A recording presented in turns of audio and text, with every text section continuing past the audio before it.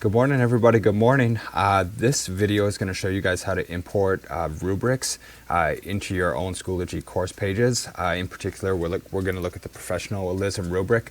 We have a professionalism evaluation coming up for our students this week, so I want to show you the easiest way to get your rubrics in. So what you're going to do is start on this landing page with the high school. So when you're in the high school group, what you can do is click over here where it says resources.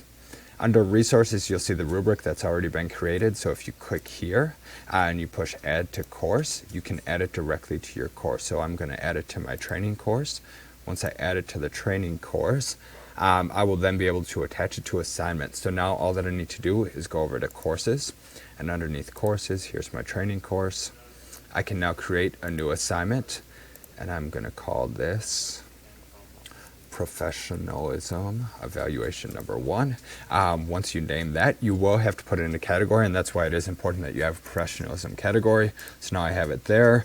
I'm going to switch this to go under the professionalism part of my gradebook, so it goes into that 5%. And then where it says rubric, I'm going to go down here to the professionalism rubric.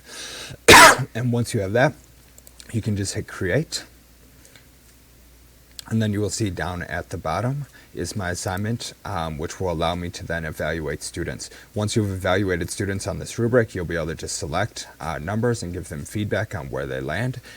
Once you go into the grade book, in order to make sure that you did it right, you will see the grades underneath. If you click up here, it's going to bring down all your grade books. You will see it right here under professionalism. So you'll have students in here, and then your first column will be this professionalism evaluation. So that's the basic idea about how you are using rubrics and how you can import them very simply from our high school group under the resources tab.